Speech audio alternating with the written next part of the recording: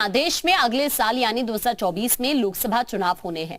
ऐसे में बीजेपी से लेकर समूचा विपक्ष तैयारी में जुटा हुआ है। एक कहावत काफी प्रचलित है कि दिल्ली का रास्ता यूपी से होकर गुजरता है। इसका सीधा साफ मतलब ये है कि यूपी में लोकसभा की 80 सीटें हैं और इन पर जिस पार्टी का ज्यादा कब्जा होगा, सरकार बनाने में उसकी राह आसान हो जाएगी। बीते 2 लोकसभा चुनाव में यूपी में बीजेपी का प्रदर्शन शानदार रहा है, मगर 2019 के लोकसभा चुनाव में बीजेपी यहां 2014 के मुकाबले ज्यादा सीट हार गई थी। इस वजह से सत्ताधारी बीजेपी ने यूपी में दलित वोटों तक पहुंचने के लिए मास्टर प्लान तैयार किया है। –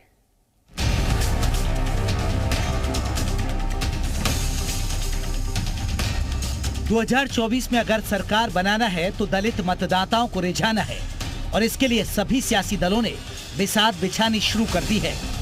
बीजेपी ने दलित वोटरों को साधने के लिए भी मेगा प्लान तैयार किया है।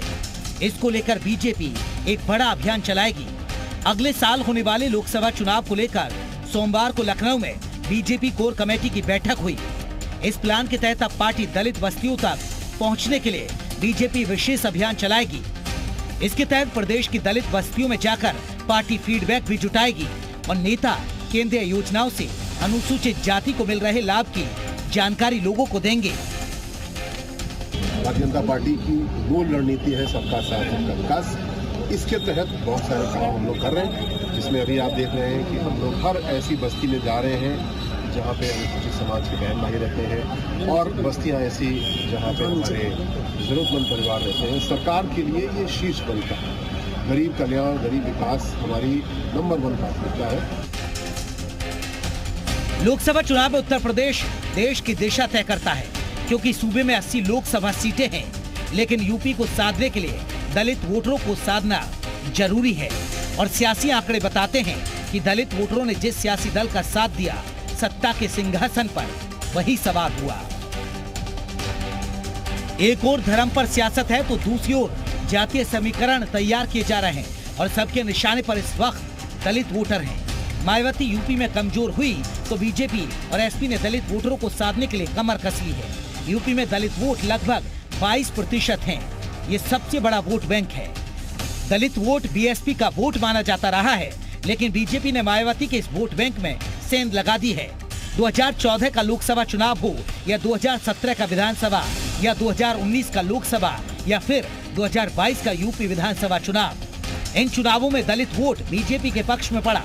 इससे बीजेपी को केंद्र और यूपी दोनों जगहों पर बड़ा फायदा मिला।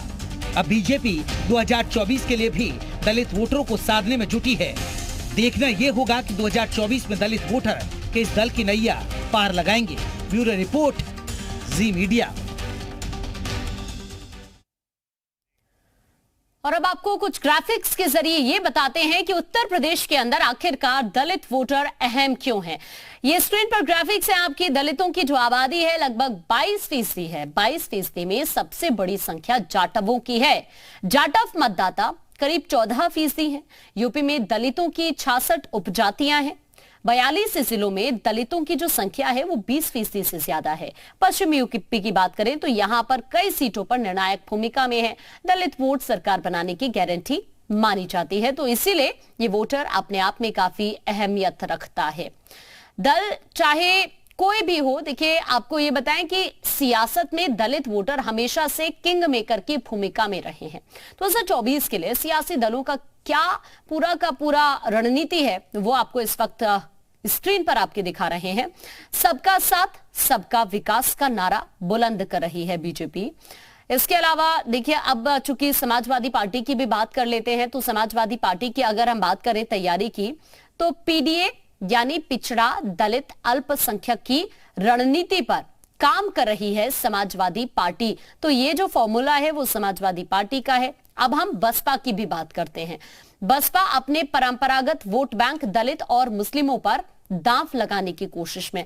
तो इस तरह से ये पूरा का पूरा प्लान है अलग अलग पार्टीज का, चाहे वो बीजेपी हो, चाहे वो समाजवादी पार्टी हो या फिर बसपा हो। किस तरह से ये सेंधमारी की कोशिश कर रहे हैं ये हम आपको इस वक्त बताने की कोशिश कर रहे हैं। तो कितना अहम है उत्तर प्रदेश की सियासत में ये वोटर, ये आपने जाना।